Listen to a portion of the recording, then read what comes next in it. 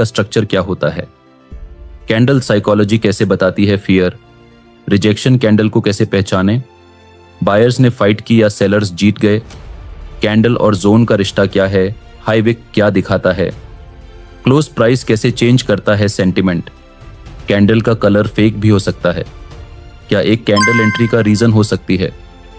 आप रेडी हो कैंडल की सोच समझने के लिए?